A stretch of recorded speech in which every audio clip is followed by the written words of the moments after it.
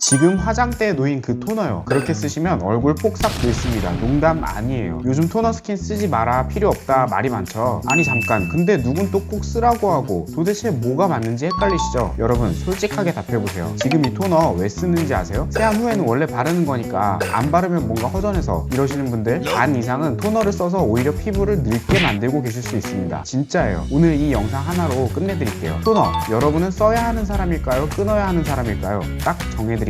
안녕하세요. 30년 극민감 아토피 피부의 생존 리뷰 아토피키입니다. 먼저요, 제가 공부하면서 깨달은 토너에 대한 대표적인 오해 3가지부터 풀고 갈게요. 첫 번째 오해, 토너는 세안 후 남은 잔여물을 닦아내기 위해 쓴다. 옛날엔 이게 맞는 말이었어요. 예전 세안제는 성능이 지금처럼 좋지가 않아서 세안 후에도 클렌저 잔여물이나 수돗물의 석회 성분이 피부에 남아있었거든요. 그래서 토너를 화장솜에 묻혀서 한 번 더 닦아내는 게 의미가 있었죠. 그런데 지금은요, 세안 기술이 완전히 달라졌어요. 클렌징 폼, 클렌징 오일, 클렌징 밀크, 클렌징 젤, 클렌징 워터, 종류가 너무 많고 제대로 된 세안만 해도 잔여물은 거의 남지 않아요. 그러니까 닦아내는 용도로 토너를 쓰는 건 사실상 의미가 없다는 거죠. 오히려 화장솜으로 박박 문지르면 피부 장벽만 더 약해지죠. 두 번째 오해, 토너를 발라야 다음 단계 화장품 흡수가 잘 된다. 이것도 많이들 믿으시는데요, 실제로 피부에 수분이 살짝 있는 상태에서 앰플이나 크림을 바르면 발림성은 좋아져요. 하지만 그건 발림성의 문제이지 흡수율이 드라마틱하게 올라간다는 과학적 근거는 부족합니다. 수분 토너를 안 발라도 세안 후 피부가 완전히 마르기 전에 바로 앰플이나 크림을 바르면 똑같은 효과를 낼 수 있어요. 즉 단순 보습이 목적이라면 굳이 토너라는 별도 단계가 필요 없다는 거죠. 세 번째 오해, 토너 안 쓰면 스킨케어 루틴이 부족한 거다. 스킨케어는 단계가 많을수록 좋은 게 절대 아닙니다. 오히려 불필요한 단계를 줄이는 게 피부에는 더 좋아요. 7스킨법, 3앰플법, 3스킨법 등 한때 이런 게 유행했지만 피부과 전문의들은 오히려 단순화하라 라고 말합니다. 단계가 많을수록 피부에 닿는 성분도 많아지고 그만큼 자극받을 확률도 올라가니까요. 자, 그럼 여기서 궁금해지죠. 그래서 결국 토너 쓰라는 거야 말라는 거야? 제가 피부 뒤집어지고 몇 달 동안 공부해서 내린 결론이요, 토너를 쓰냐 마냐의 문제가 아니에요. 어떤 토너를 왜 쓰냐, 이게 핵심이에요. 예전 토너는 그냥 정제수에 보습제 살짝 들어간 말 그대로 스킨 물이었어요. 그런데 요즘 토너는요, 각질 케어용으로는 아하 바하 파하, 미백 기능성으로는 나이아신아마이드 비타민C 유도체, 진정 효과는 센텔라 마데카소사이드, 안티에이징은 레티놀 펩타이드, 보습 강화는 히알루론산 세라마이드, 이런 성분들이 토너라는 가벼운 제형에 농축돼서 들어있어요. 토너는 텍스처가 가볍잖아요. 그래서 활성 성분을 부담 없이 가장 먼저 피부에 전달하기 딱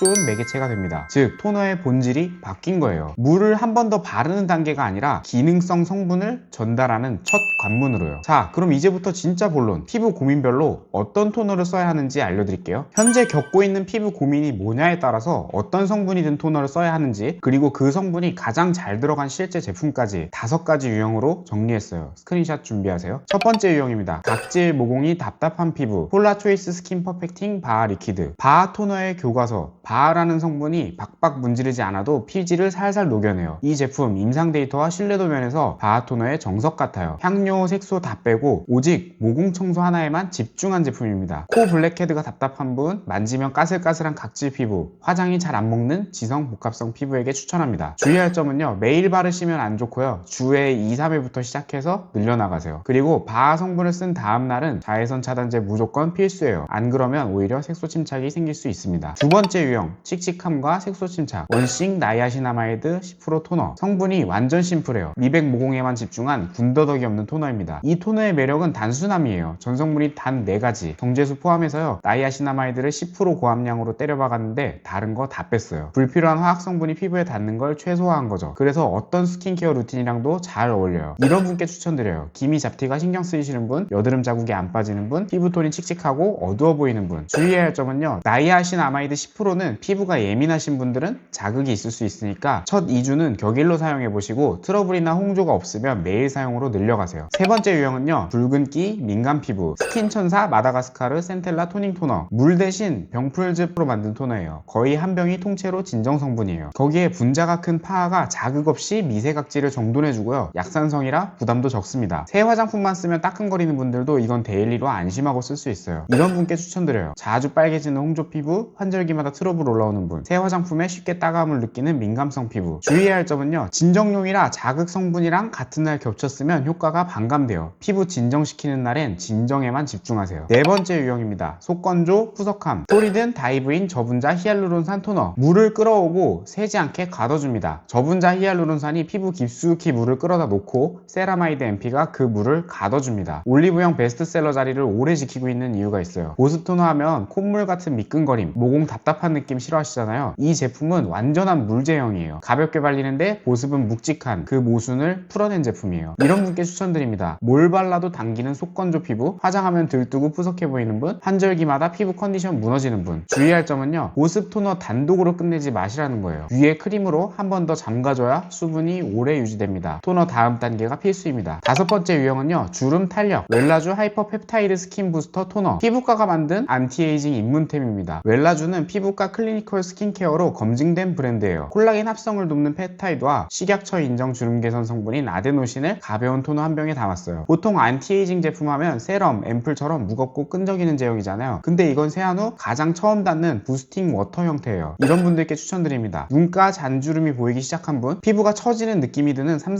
40대, 안티에이징을 슬슬 시작하고 싶은 분. 주의할 점은요, 펩타이드는 아침, 레티놀은 저녁, 시간대를 나눠서 쓰는 게 좋습니다. 좋은 제품 골랐다고 끝? 아니에요. 어떻게 쓰느냐가 진짜 중요합니다. 1번, 화장솜으로 박박 닦지 마세요. 손바닥에 덜어서 부드럽게 흡수시키세요. 2번, 순서를 꼭 잘 지키세요. 세안, 토너, 앰플, 크림, 아침에는 선크림 추가. 묽은 제형부터 무거운 순서대로 바릅니다. 3번, 기능성 토너를 한 번에 두 종류를 섞지 마세요. 바하 플러스 레티놀 자극이 있습니다. 비타민C 플러스 아하, 이것도 마찬가지입니다. 아침 따로 저녁 따로 분리하세요. 4번, 새 토너는 패치 테스트를 먼저 합니다. 귀 뒤나 턱 아래에 48시간 발라보고 얼굴에 쓰세요. 특히 바하 같은 성분은 필수입니다. 5번, 양은 500원 동전 크기면 충분해요. 많이 바른다고 더 흡수가 된다? 아닙니다. 오히려 흘러내려서 낭비가 됩니다.